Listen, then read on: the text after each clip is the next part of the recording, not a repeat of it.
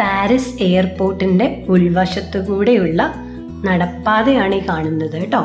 അവിടെ നമ്മൾ കാണുന്നൊരു പ്രത്യേകത, ഫ്ലോർ ഒന്നും ഗ്രാനൈറ്റ് അല്ല, ഫുൾ കാർപ്പറ്റാണ് ഇട്ടിരിക്കുന്നത്. അതുകൊണ്ട് നടക്കാൻ നല്ല സുഖമാണ്. പിന്നെ ഇതേ പോകുമ്പം വേറൊരു സെക്ഷനാണ്.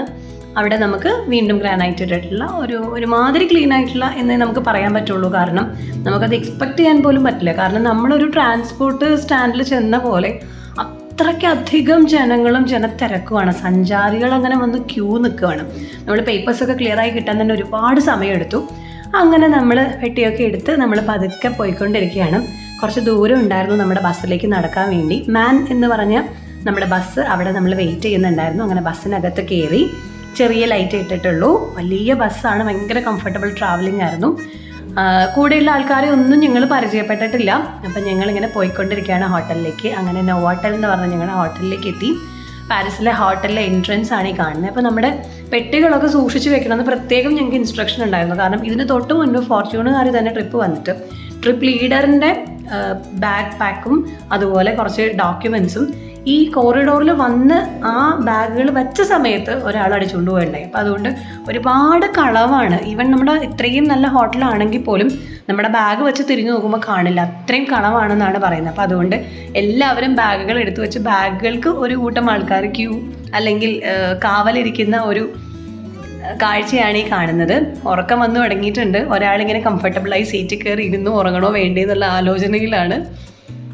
ഇത് റെസ്റ്റോറൻ്റ് ആണ്. ഇത് ആ ഹോട്ടലിൻ്റെ മെയിൻ എൻട്രൻസിനോട് ചേർന്ന് നാളെ രാവിലെ വന്ന് ഫുഡ് കഴിക്കാനുള്ള സ്ഥലമാണിത്. നല്ല ഭംഗിയായിട്ടെല്ലാം അറേഞ്ച് ചെയ്തിട്ടിട്ടുണ്ട്. വൈകുന്നേരത്തെ ഭക്ഷണം നമുക്ക് റൂമിൽ കൊണ്ടുതരുമെന്നാണ് പറഞ്ഞിരുന്നത്. കാരണം ഒത്തിരി ലേറ്റ് ആയിട്ടാണ് ഞങ്ങൾ ഹോട്ടലിൽ എത്തിയത്. പെട്ടിക്ക് കാവലിരിക്കുന്നതാണ് ഈ കാണുന്നത് കേട്ടോ. ഇല്ലെങ്കിൽ മിനിറ്റുകൾക്ക് അത് മടിച്ചുകൊണ്ട് പോകുമെന്നാണ് പറയുന്നത്. ഇതാണ് നമ്മുടെ ബസ്. എന്തൊരു അടിപൊളിയ ബസ്സാണെന്നറിയോ. അപ്പോൾ ബസ്സും ഡ്രൈവറും നമ്മുടെ കൂടെ ആദ്യ അവസാനം ഈ ബസ് ഉണ്ടായിരുന്നു. അവിടെ നിന്ന് അങ്ങോട്ട് എല്ലാ കൺട്രികളിലേക്കും നമ്മൾ ബസ്സിനാണ് കൊണ്ടുപോകുന്നത്. ഈ ബസ് ഒരു പ്രത്യേകതയുണ്ട്, ലക്ഷറി ബസ്സാണ്. അതിൽ എപ്പോഴും നമുക്ക് സീറ്റ് ബെൽറ്റ് ഇടേണ്ടത് ആവശ്യമാണ്. അങ്ങനെ കുറേ കാര്യങ്ങളുണ്ട്, അത് ഞാൻ വഴിയെ പറയാം. പിന്നെ വേറൊരു പ്രത്യേകത, ഈ റൊട്ടേറ്റിംഗ് ഡോറ് കണ്ടായിരുന്നു.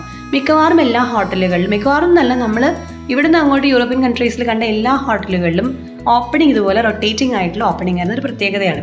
ഒരാളത് ആ കംഫർട്ട് ചെയറിൽ കയറിയിരുന്ന് ഉറങ്ങിയിട്ടോ. ഇനി ഇതാണ് നമ്മുടെ റൂമുകളുടെ കോറിഡോറ്. എല്ലാം കാർപ്പറ്റ് വിരിച്ചിട്ടിട്ടുണ്ട്. അതുകൊണ്ട് നടക്കാൻ നല്ല സുഖമാണ്. നല്ല കംഫർട്ടബിളായ ലക്ഷറി റൂംസ് തന്നെയായിരുന്നു നമുക്ക് പ്രൊവൈഡ് ചെയ്തിരുന്നത്. ഇനി നമുക്ക് റൂം ഓപ്പൺ ചെയ്ത് കാണാം. 2 റൂമുകളാണ് ഞങ്ങൾ എടുത്തിരുന്നത്. തുറക്കുമ്പോൾ തന്നെ റൈറ്റ് സൈഡിലായിട്ട് കബോർഡ് ഉണ്ട്. നമ്മുടെ കോട്ടുകളൊക്കെ ഊരി വെക്കാനുള്ള സ്ഥലമുണ്ട്. അത്യാവശ്യത്തിന് ചായ ഉണ്ടാക്കാനുള്ള കിറ്റിൽ പ്രൊവൈഡ് ചെയ്തിട്ടുണ്ട്. ചെറിയൊരു ഫ്രിഡ്ജ് ഉണ്ട്. അതിനകത്ത് ആവശ്യത്തിന് നമ്മുടെ ഡ്രിങ്ക്സ് ഒക്കെ സൂക്ഷിച്ചു വെച്ചിട്ടുണ്ട്. വളരെ നീറ്റായിട്ട് നമുക്ക് അതിശയം തോന്നും. കാരണം അധികം സ്റ്റാഫൊന്നും ക്ലീനിങ്ങിന് നമ്മളവിടെ കാണില്ല. ബട്ട് എല്ലാം വളരെ നീറ്റ് ആൻഡ് അറേഞ്ച്ഡ് ആയിട്ട് നമുക്ക് കാണാം.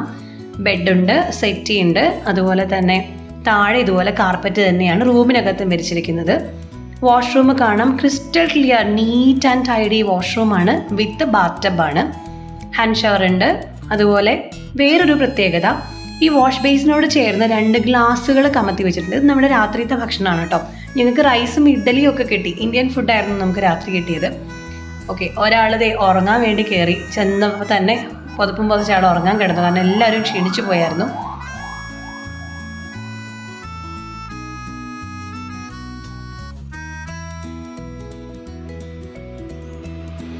അങ്ങനെ പിറ്റേ ദിവസം രാവിലെ ഈഫൽ ടവർ കാണാനായിട്ട് ഞങ്ങൾ പുറപ്പെട്ടു. എല്ലാവരും ജാക്കറ്റൊക്കെ ഇട്ടിട്ടുണ്ട്. ഞങ്ങളുടെയൊക്കെ ബാഗുകൾ മിക്കവാറും ജാക്കറ്റിനകത്ത് തന്നെ ആയിരുന്നു all through the travel. Because ഈ കളവ് ഭയങ്കരമായിട്ടുള്ളത് കൊണ്ട് ഇത് സൂക്ഷിക്കണം എന്ന് പറഞ്ഞതുകൊണ്ട് ഞങ്ങളുടെ വാല്യൂബിൾസ് എല്ലാം ഫോർച്യൂണിൻ്റെ തന്നെ ബാഗിലാക്കി ഞങ്ങൾ സൂക്ഷിച്ചിരിക്കുകയായിരുന്നു. അവിടെ വരുമ്പോൾ തന്നെ ഒരു കോറിഡോറ് സ്പെഷ്യലായിട്ടുണ്ട്. അവിടെ ഇരുന്ന് അത്യാവശ്യം നല്ലപോലെ ഫോട്ടോ ഒക്കെ എടുത്തു.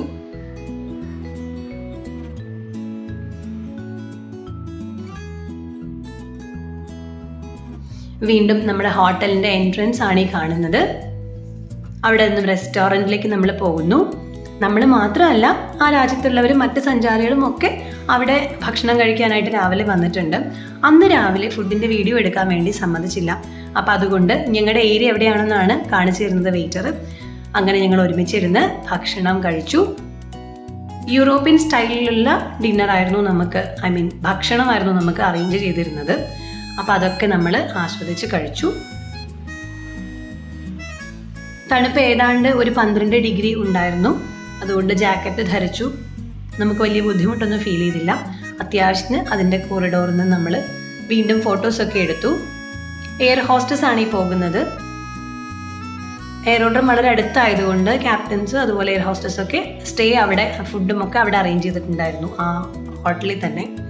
നമ്മുടെ ബസ് ദേ നമ്മളെ കൊണ്ടുപോകാനായിട്ട് രാവിലെ തന്നെ വന്ന് നിൽപ്പുണ്ട്. ബസ്സിന്റെ മുന്നിൽ നിന്ന് ഫോട്ടോ എടുക്കുന്നു. അവിടുത്തെ ഒരു ഭൂപ്രകൃതി കണ്ടോ, എന്ത് ഭംഗിയാണെന്ന് നോക്കിയേ. ഇതൊന്നും രാവിലെ തന്നെ അടിച്ചു വാരി നീറ്റാക്കി ഇട്ടതല്ല എന്നുള്ളതാണ് ഒരു യാഥാർത്ഥ്യം. അവിടുത്തെ ഭൂപ്രകൃതി വളരെ നീറ്റ് ആൻഡ് ക്ലീൻ ആണ്. മാത്രമല്ല അവിടുത്തെ ആളുകളെ, കുട്ടികളെ ചെറുപ്പത്തിൽ തന്നെ ക്ലെൻലിനെസ് ആണ് അവർ പഠിപ്പിക്കുന്നത്. അതുകൊണ്ട് തന്നെ ആരും ചപ്പും ചവറും ഒന്നും വലിച്ചെറിയില്ല. അങ്ങനെ ഒരു ഗുണമുണ്ട്. അപ്പോൾ അതുകൊണ്ട് തന്നെ ക്ലീനിങ് സ്റ്റാഫിൻ്റെ ആവശ്യം കുറവാണ്. നോവോട്ടൽ എന്നാണ് ഹോട്ടലിൻ്റെ പേര്. ഇതാണ് നമ്മുടെ ഹോട്ടൽ. നേരം വെളുത്ത് വരുന്നതേ ഉള്ളൂ. മാൻ എന്നായിരുന്നു ഞങ്ങളുടെ ബസ്സിൻ്റെ പേര്. വാഷ്റൂം അടക്കമുള്ള ലക്ഷറി ബസ്സായിരുന്നു. നമ്മുടെ ഡ്രൈവർ സായിപ്പാണ് ആയിരിക്കുന്നത്.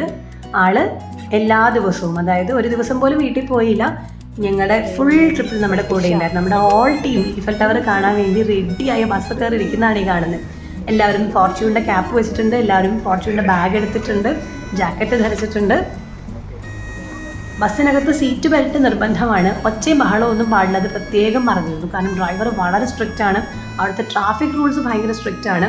അതുപോലെ പാട്ടില്ല അവിടുത്തെ ബസ്സിൽ. പാട്ട് വെച്ചാൽ ഡ്രൈവറിൻ്റെ കോൺസെൻട്രേഷൻ പോകും എന്നാണ് പറയുന്നത്. അപ്പോൾ അതുകൊണ്ട് വളരെ അച്ചടക്കത്തോടു കൂടി ഞങ്ങൾ ബസ്സിനകത്ത് യാത്രയ്ക്കായിട്ട് തയ്യാറെടുത്തു. ഇനി ബസ് സ്റ്റാർട്ട് ചെയ്യാണ്. റോഡിൻ്റെ സൈഡിൽ അവിടുത്തെ ഭൂപ്രകൃതി കാണാം. എത്ര നീറ്റാണെന്ന് നോക്കി, പച്ച വിരിച്ച് കിടക്കുകയാണ്. ഇതൊന്നും മാൻമെയ്ഡ് അല്ല, നാച്ചുറലി അവിടുത്തെ ഭൂപ്രകൃതി അങ്ങനെയാണ്. ഭയങ്കര ഭംഗിയാണ് കാണാനായിട്ട്. ഫുൾ ഗ്രീനറിയാണ്.